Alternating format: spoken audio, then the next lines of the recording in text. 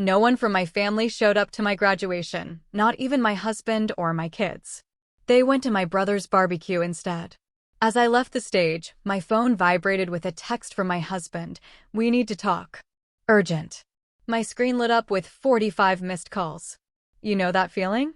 The one where your biggest victory is met with the coldest silence, the most profound betrayal, not from strangers, but from the people who should have been cheering the loudest. That's exactly how I felt on the day I finally earned my master's degree. My name is Alicia, and I was 35 years old. 5 brutal years. That's how long it took me, working full-time, raising 2 kids, and juggling night classes. When I walked across that stage, diploma clutched in my hand, I should have been bursting with pride. Instead, my eyes locked on 5 empty seats in the audience, the ones reserved for my family, who simply never showed. Surrounded by celebrating graduates, I felt utterly, completely alone. My achievement, which meant the world to me, apparently meant absolutely nothing to them. But the real gut punch? That came right after the ceremony, when my phone buzzed with an urgent message from my husband. For 12 years, I'd been married to Nathan, a 37-year-old software developer with a stable job in Seattle.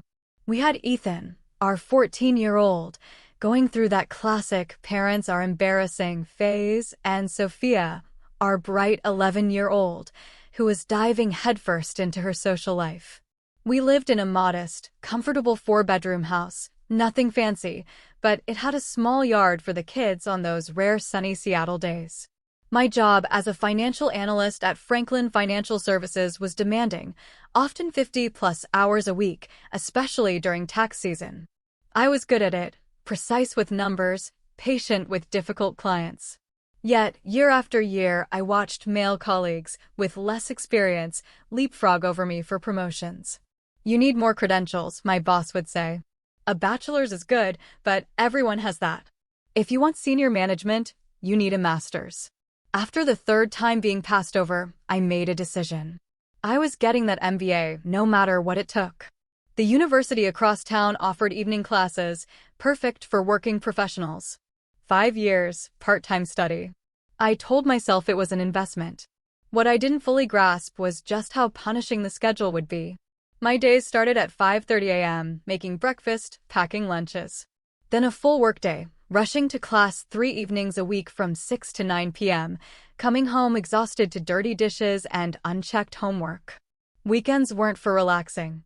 They were for locking myself in the home office, churning out assignments while Nathan took the kids to soccer or parties.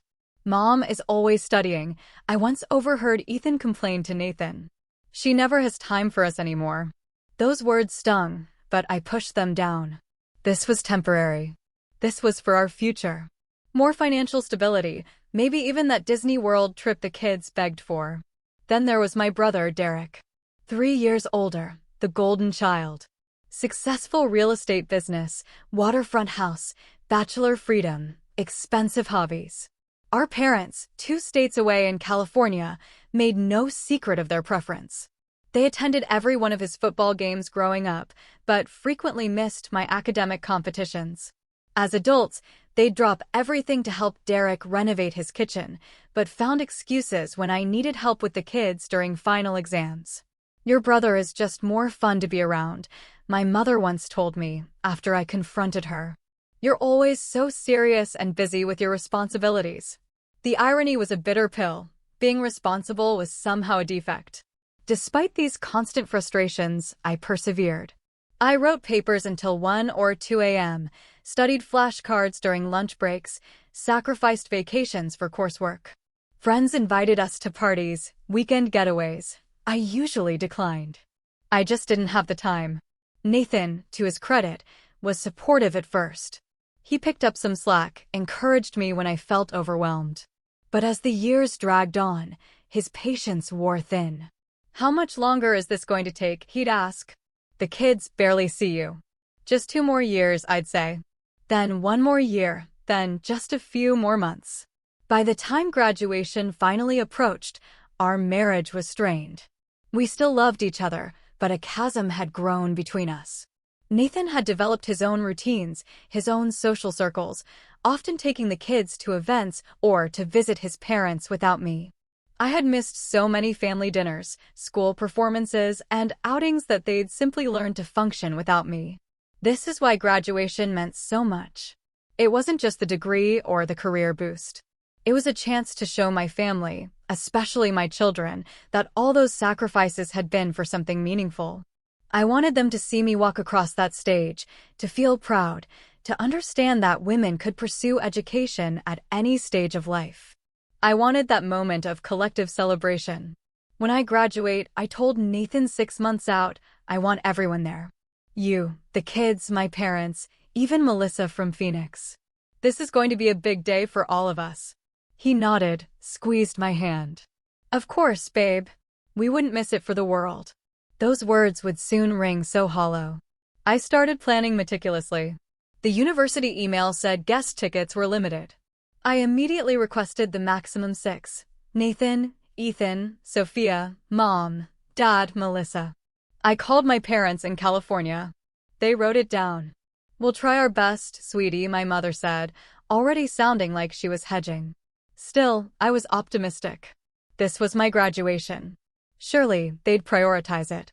Melissa, my sister in Phoenix, seemed genuinely excited. Superwoman, she called me. I'll book my flight next week. Family attendance secured, or so I thought. I turned to the celebration. I found a highly rated Italian place, Bellissimo, near the university. Expensive, nearly $300 for the reservation, but this was once in a lifetime. I put down the deposit without hesitation. Since my parents were traveling, I even booked them a hotel room at the Marriott using my business points. Everything was falling into place. For once, I felt excitement, not stress. 2 months before graduation, I splurged on a new navy blue dress. I scheduled appointments for hair, makeup, a manicure. Luxuries I rarely indulged in, always putting family first. Mom, you look pretty, Sophia said when I tried it on. Like when you and Dad got married. Her comment brought tears to my eyes. I hadn't dressed up for anything but work in years. The daily grind had erased all personal vanity. Then, 3 weeks before graduation, the first tremor. Derek called. He rarely did, unless he remembered he had a sister. After a few perfunctory questions about my studies, he dropped the bombshell. By the way, I'm throwing a massive barbecue on May 15th. Just installed a new outdoor kitchen. You guys should come. The kids would love the pool. My stomach plummeted. Derek, that's my graduation day. I told everyone months ago. A pause. Oh, right. I forgot about that. My voice was tight. Can you change your barbecue? Not really, he replied, utterly unconcerned. Already invited like 30 people, including clients who are only in town that weekend. But hey, when does your ceremony end? Maybe you can stop by afterward. My blood pressure spiked. The ceremony is from 2 to 5. Then we have dinner reservations. That's not the point. My family is supposed to be at my graduation. Come on, Alicia, Derek said, that dismissive tone he'd perfected since childhood. It's just a graduation. You already had one for your bachelor's. This is just a piece of paper saying you took some extra classes. I was speechless. Just a piece of paper, 5 years of sacrifice, reduced to some extra classes. Before I could even formulate a response that wasn't pure profanity, he continued. Look, Mom and Dad are coming to my barbecue. They already confirmed. And they're bringing Aunt Susan and Uncle Joe who are visiting from Florida. You know how rarely we see them. I was seeing red. You told Mom and Dad about your barbecue before checking with me, even though you knew my graduation was coming up?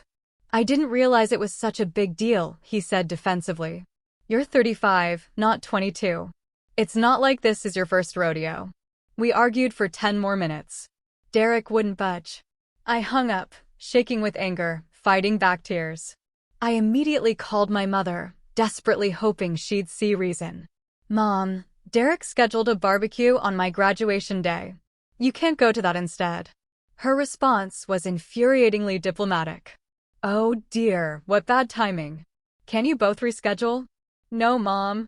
The university doesn't change commencement dates for individuals. This has been planned for a year. I told you about it 6 months ago. Well, it's just so difficult, she sighed. Your aunt and uncle will be here from Florida, and you know your father loves Derek's barbecues. Can't we come to both? The conversation went downhill from there, my mother suggesting I was selfish for not understanding their desire to attend both events, as if that were physically possible with the timing and distance.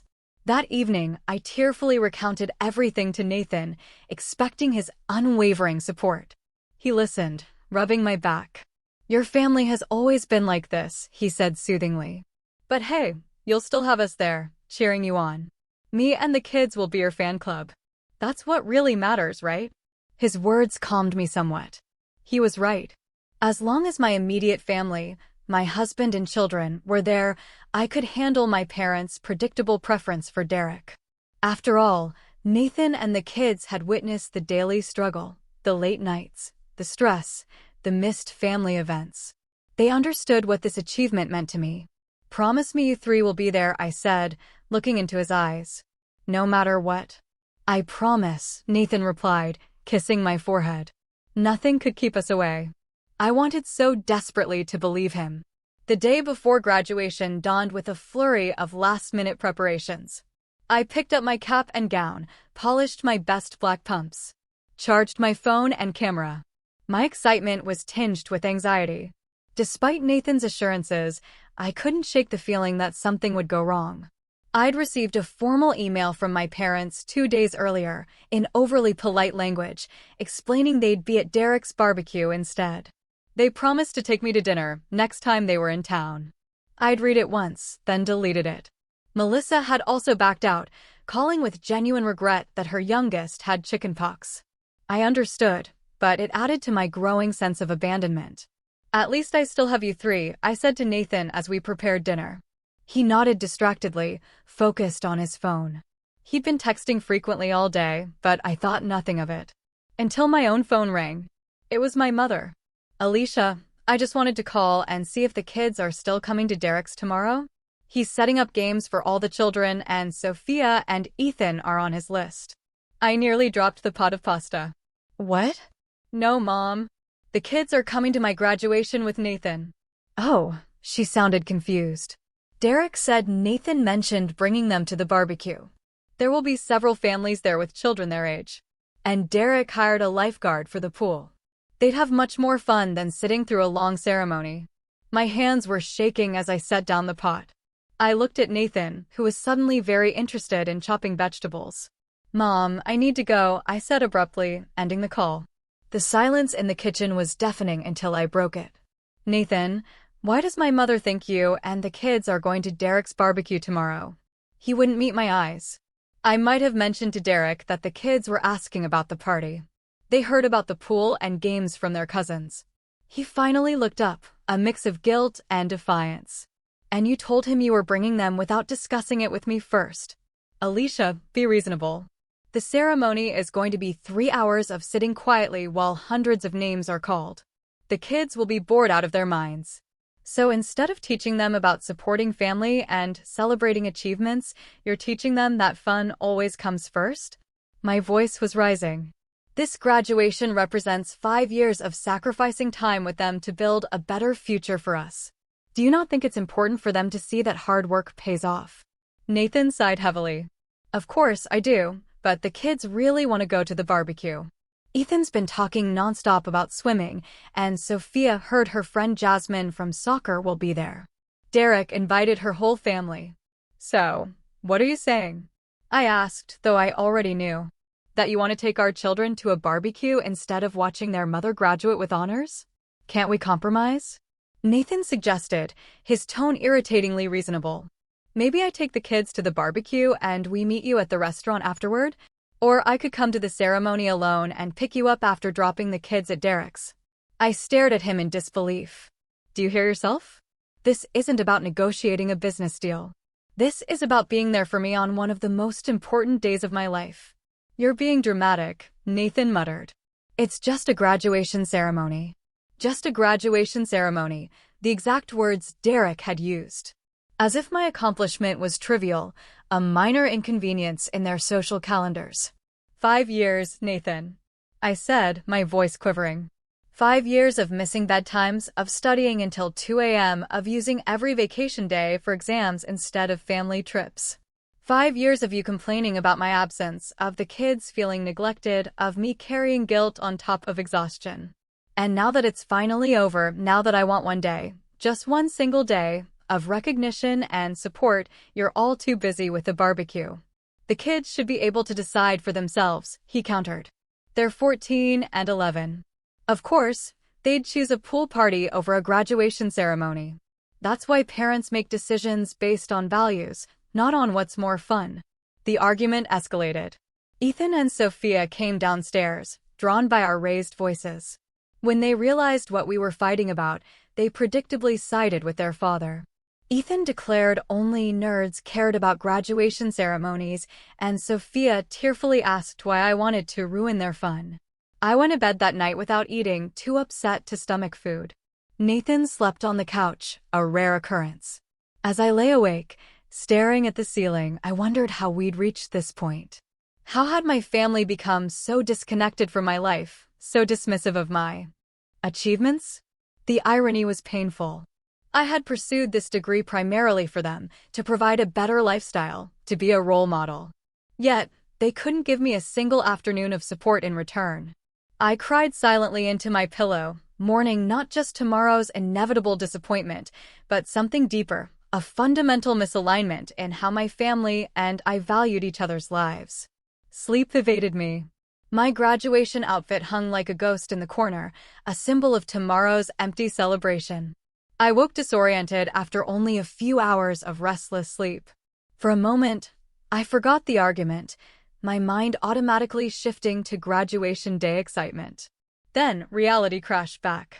Nathan's side of the bed was empty cold. I dragged myself to the bathroom, splashed cold water on my puffy eyes, and tried to summon some enthusiasm. This was still my day, my achievement. I wouldn't let their absence ruin it completely. Downstairs, the house was eerily quiet. No sounds of breakfast, no cartoons, no bickering children. On the kitchen counter sat a hastily scrawled note. Took the kids to Derek's early to help set up. We'll try to make it back for your ceremony. Congratulations, Nathan. The note felt like a physical blow. Not even a proper goodbye, just an afterthought. I crumpled it and threw it in the trash, then made myself a cup of coffee with trembling hands. The clock read 9:30 a.m. Hair appointment at 10, makeup at 11. Ceremony at 2, graduates needed by 1. Despite the hollow feeling, I forced myself to follow the schedule. The stylist commented on my subdued mood but didn't pry. The makeup artist did her best to conceal my swollen eyes, creating a polished look that sharply contrasted with my inner turmoil. Back home, I put on my new dress, straightened the cap on my newly styled hair, adjusted the gown. I took a selfie in the mirror, trying to smile, trying to feel something beyond the hurt. I posted it to social media with a caption about achieving goals, tagging my family members out of habit or maybe spite. The congratulatory comments poured in immediately, coworkers, distant relatives, old high school friends. Everyone except those who mattered most. I texted Nathan before leaving. I'm heading to the ceremony now. Are you still planning to come? 3 dots appeared, disappeared, then reappeared. Finally, Ethan took a bad fall while running around the pool. Nothing serious, but lots of tears. Might be late. Save us seats if you can. I didn't bother responding. Seats were general admission. Nathan knew this. He'd read the information packet I'd left prominently on the kitchen counter for weeks. His message was just another flimsy excuse, another way to soften the blow of their impending absence. The drive to the university was a blur. I parked, made my way to the auditorium where graduates were gathering. Around me, students greeted family, posed for photos, received flowers and hugs.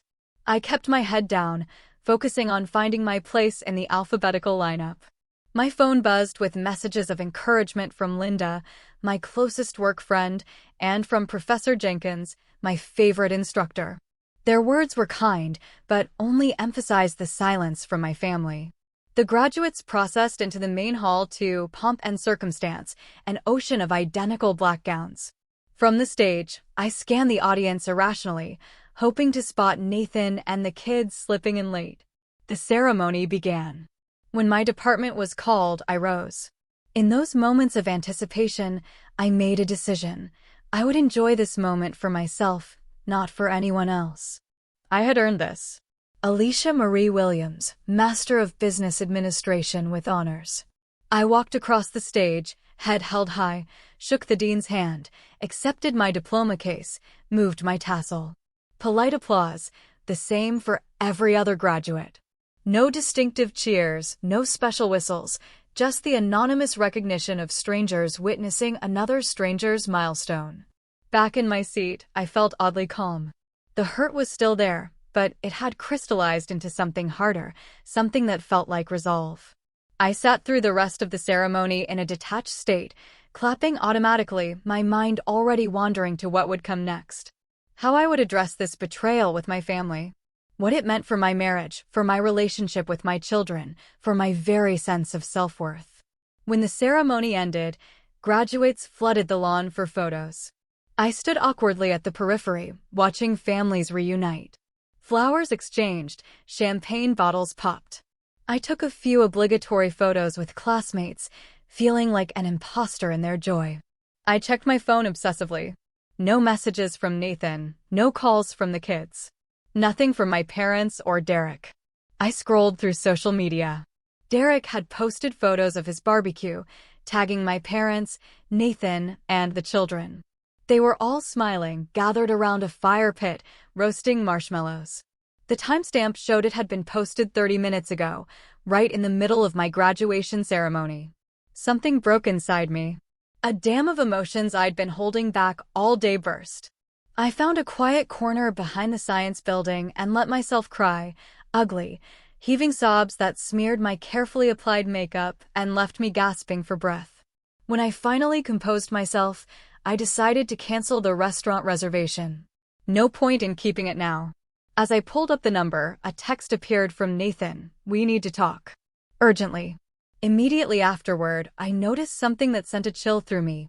45 missed calls from Nathan, all within the past hour. My heart rate doubled. 45 missed calls could only mean an emergency. Had something happened? With shaking fingers, I called Nathan back. He answered on the first ring. "Alicia." Thank God, his voice high-pitched with panic. "I've been trying to reach you for over an hour." "What happened?" I demanded, already walking quickly toward the parking garage. "Is everyone okay?" "It's Ethan," Nathan said, words tumbling out in a rush. He was climbing on that ridiculous new water slide Derek installed, showing off for his cousins, and he fell. "We're at Memorial Hospital. The doctor thinks his arm is broken." "I'll be right there," I said, breaking into a run despite my heels. "Is he in a lot of pain? How bad is it?" "They gave him something for the pain, but he's pretty shaken up. He keeps asking for you." That last part sent a wave of conflicting emotions through me. On one hand, my maternal instinct kicked in, desperate to reach my injured child. On the other, a small, bitter voice noted that now, suddenly, my presence was essential. I drove to the hospital in a state of heightened anxiety, alternating between concern for Ethan and residual anger. The graduation gown lay crumpled on my passenger seat, the cap tossed carelessly in the back. My diploma case sat unopened on the dashboard. Memorial Hospital was only 15 minutes from campus, but the drive felt interminable. I rushed inside, still wearing my navy blue dress, my styled hair now falling loose. The emergency room was busy. I gave Ethan's name and was directed to Bay 7. Drawing back the curtain, I stopped. Ethan lay on the bed, his right arm in a temporary splint, his face tear-stained but calm. Around him stood not just Nathan and Sophia, but my parents and Derek and a doctor reviewing x-rays. They all turned to look at me, their expressions ranging from relief to guilt to something uncomfortably like pity. "Mom," Ethan called out, his voice small and childlike. "You came." I moved immediately to his side, maternal instinct overriding everything. "Of course I came, sweetheart. How are you feeling? What happened?" As I smoothed his hair, Dr. Ramirez approached. "Your son has a simple fracture of the radius," he explained, pointing to the x-ray. "Painful, but straightforward. We'll put a cast on it, and he should heal completely in about 6 weeks. I nodded gratefully, relief washing over me. A broken arm was serious, but manageable, not life-threatening. He was very brave, my mother interjected, patting Ethan's leg.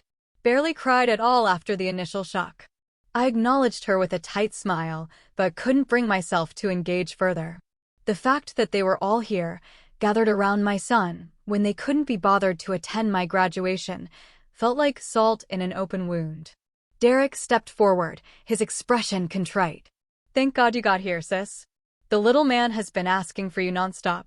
Something in his casual tone, the ease with which he acted as if this were just a normal family gathering rather than the culmination of a profound betrayal, snapped what remained of my composure. Thank God I got here? I repeated, my voice dangerously quiet. As opposed to where I was before? Graduating alone, while my entire family enjoyed a barbecue. An uncomfortable silence fell over the small space. Nathan shot me a warning look, silently pleading for me not to do this here, not now. But 5 years of suppressed exhaustion, frustration, and hurt had reached a boiling point. I just spent the most important day of my professional life completely alone, I continued, my voice trembling but clear.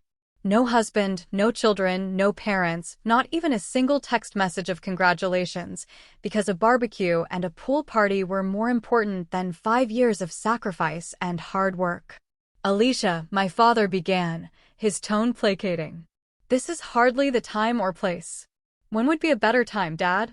I asked, tears threatening again. When I'm back to being invisible. When I'm back to being the responsible one who never gets acknowledged.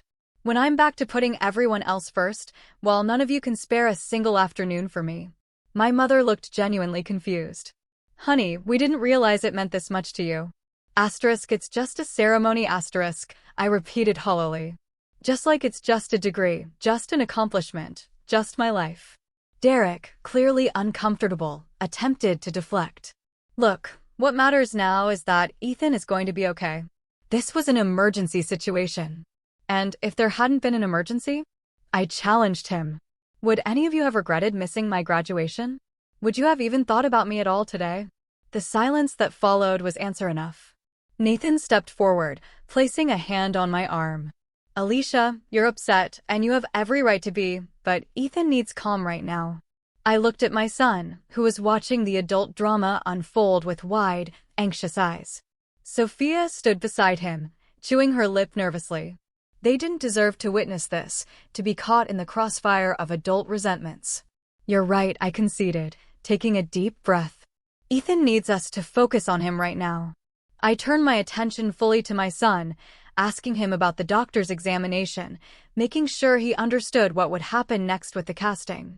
I kept my voice steady and reassuring, compartmentalizing my hurt, as I had done countless times before. When the nurse came to take Ethan for casting, I volunteered to accompany him, needing a break from the suffocating presence of everyone else. As we walked down the hallway, Ethan leaning slightly against me, he spoke softly.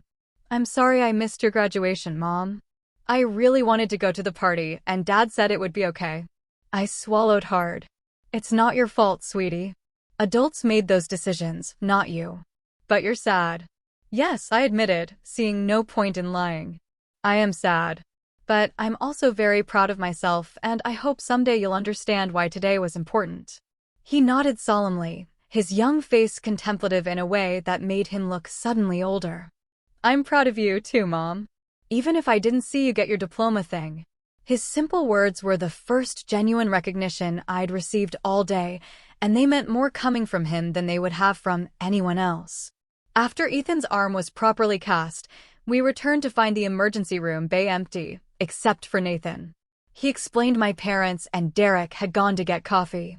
Sophia had accompanied them, apparently more interested in hospital vending machines than her brother's medical procedure. The doctor says we can take him home, Nathan said, handing me the discharge paperwork. He has a prescription for pain medication. I nodded mechanically, still operating in mother mode. I'll take him home. You can pick up the prescription. Alicia, Nathan began hesitantly about today. Not now, I cut him off. Not in front of Ethan. Just then, my phone rang. It was Linda, my coworker, who had promised to attend the ceremony. Alicia, where are you? I've been looking everywhere. I thought we were meeting by the fountain. I had completely forgotten our arrangement in the chaos. Linda, I'm so sorry. I'm at Memorial Hospital. Ethan had an accident. Oh my God, is he okay? Her concern was immediate, genuine. A broken arm. We're about to head home. Do you need anything? Company? Food? Someone to pick up prescriptions? Her thoughtful offers, in stark contrast to my family's behavior, brought a lump to my throat. Actually, would you mind coming over later? I could use a friend right now. Of course. I'll bring dinner. Text me your address. After ending the call, I noticed Nathan watching me with an odd expression. Who was that? He asked. Linda from work. She came to my graduation since no one else did, I replied pointedly. She's bringing dinner later.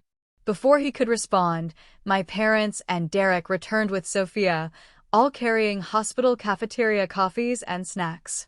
My mother immediately fussed over Ethan's new blue cast. My father asked about follow-up appointments. Derek hung back, uncharacteristically subdued. We're taking Ethan home now, I announced. He needs rest. We'll come with you, my mother declared.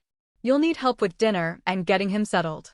No, I said firmly, surprising even myself with the forcefulness. Thank you, but no. Linda is bringing dinner, and I can manage my own son. The stunned silence that followed gave me a small, vindictive satisfaction. But we came all this way, my father protested. And we were planning to stay until tomorrow. You can go back to Derek's, I suggested coolly. I'm sure the barbecue is still going on. I need some space right now. Derek looked like he might object, but thought better of it. My mother appeared genuinely hurt, but for once I couldn't bring myself to accommodate her feelings at the expense of my own. We parted awkwardly in the hospital parking lot, with promises to call tomorrow. Nathan drove our car, Ethan carefully secured in the back, Sophia unusually quiet beside her brother. I stared out the passenger window, physically and emotionally exhausted. At home, I helped Ethan get comfortable on the living room couch. Sophia retreated to her room, clearly sensing the tension. Nathan hovered uncertainly, waiting for the inevitable confrontation. I'm going to change, I said, gesturing to my graduation outfit. Then we need to talk. Upstairs, I peeled off the navy blue dress that should have been associated with triumph, but now felt like a costume from a failed performance. I put on comfortable clothes, washed the smeared makeup from my face, and took several deep breaths before returning downstairs. Nathan was in the kitchen, mechanically unpacking the prescription bag. He looked up when I entered. Alicia, I know you're angry. He began. Angry doesn't begin to cover it, I replied, keeping my voice low. I feel betrayed, Nathan. By you most of all. He had the decency to look ashamed. I made a mistake. I thought the kids would have more fun at the barbecue, and I didn't realize how important the ceremony was to you. How could you not realize? I've been talking about it for months. I specifically asked you to promise you'd be there, all of you. I know, and I'm sorry. When Derek invited us, the kids got so excited, and it seemed like a harmless compromise at the time. A compromise implies both parties agree, I said bitterly. You made a unilateral decision to prioritize fun over supporting me. Nathan leaned against the counter, running a hand through his hair. You're right. I screwed up badly. But does one mistake erase 12 years of marriage, 5 years of me supporting you through your degree? Supporting me? I repeated incredulously. You complained constantly about my absence. You made me feel guilty for studying. You took the kids to events without even trying to include me. That's not fair, he protested. I've been juggling work and childcare and house maintenance while you were in class 3 nights a week. And I've been working full-time while studying nights and weekends for 5 years to build a better future for our family. I countered. We have both made sacrifices, Nathan. The difference is that I would never, ever have missed an important milestone for you. The truth of that statement hung between us. Nathan knew I was right. For all his complaints, I had always shown up for his important moments, rearranging my study schedule, missing classes if necessary. What do you want me to do? He asked finally. How do I fix this? I shook my head slowly. I don't know if you can fix it immediately. I need time to think about what this means for us, about whether I can trust you to value me and my accomplishments. Are you saying you want a separation? Alarm crept into his voice. No, I clarified. I'm saying I need space to process what happened today. I'm going to stay at the hotel I booked for my parents, just for a week. I need to clear my head. A week, Alicia? Be reasonable. Ethan has a broken arm. He needs his mother. Ethan has a father who apparently is perfectly capable of making decisions without consulting me, I replied sharply. He'll be fine for a few days with you in charge. I'll check in on him daily and come back if there are any complications. Nathan looked like he wanted to argue further, but seemed to realize he was in no position to deny me this request. When will you leave? After Linda brings dinner and I explain things to the kids. I'll pack tonight and leave in the morning. As if on cue, the doorbell rang, announcing Linda's arrival. She brought not only dinner, but also a graduation gift, a beautiful leather portfolio embossed with my initials, and a card signed by several coworkers. We're so proud of you, she said, hugging me tightly. You worked so hard for this. Her simple acknowledgement brought fresh tears to my eyes. This was all I had wanted from my family. This basic recognition. After dinner, while Linda helped Nathan clear the dishes, I sat with both children to explain my temporary absence. I reassured Ethan that I would check on him every day and that I wasn't leaving because of his accident. I just need some quiet time to think, I told them. Sometimes adults need space, just like you do when you get overwhelmed. Sophia, more perceptive than I'd given her credit for, asked directly, "Is this because we missed your graduation?" Partly, I admitted, not wanting to lie. I was very hurt by that. But this is more about me needing to figure out what I want going forward. It's not a punishment for anyone. It's just something I need. To my surprise, both children accepted this explanation with minimal protest. Perhaps they sensed the depth of my hurt. Or perhaps they were simply exhausted by the day's events. Either way, they hugged me goodnight with extra fierceness, as if already missing me. The next morning, I packed a small suitcase and drove to the downtown hotel, checking into the room I had originally reserved for my parents. The irony was not lost on me. As I settled into the quiet space, I felt a strange mixture of grief and liberation. For the first time in years, I had put my own needs first. The guilt I had expected to feel was surprisingly absent, replaced by a newfound sense of self-respect. Over the next few days, I received a flurry of apologetic texts and calls. My parents left a tearful voicemail, admitting they had been thoughtless. Derek sent an elaborate flower arrangement to the hotel with a card acknowledging his selfishness. Nathan called every evening, his tone increasingly desperate as he realized I was serious about this time apart. I spent the week reflecting on my relationships, my career goals, and what I wanted from the next phase of my life. I visited Ethan daily, bringing small gifts and helping him adapt to one-armed living. I had lunch with Sophia at her school, reassuring her that family challenges were normal and resolvable. I spoke with my boss about the senior analyst position, which had been unofficially offered to me. By the end of the week, I had reached several important conclusions. My family's behavior had revealed a painful truth about how they valued my contributions and aspirations, but it had also given me clarity about my own worth and the boundaries I needed to establish. When I finally returned home, I was ready for the difficult conversations that would reshape our family dynamics. 1 week after my graduation, I drove home from the hotel with a sense of purpose I hadn't felt in years. The time alone had been transformative, allowing me to process my hurt without the constant pressure to forgive prematurely for the sake of family harmony. Nathan was waiting for me on the front porch, a tentative smile on his face. He helped carry my suitcase inside, where the house was surprisingly clean and orderly. I later learned he'd hired a cleaning service, a gesture that acknowledged how much domestic labor I typically shouldered. "The kids are at school," he said. "I thought we should talk privately first." We sat at the kitchen table, the scene of countless family meals and homework sessions. The familiar setting underscored how much had changed in just 1 week. "I've been thinking a lot about us, Nathan," he began. "About how I've taken you for granted, about how I failed to support you when it mattered most."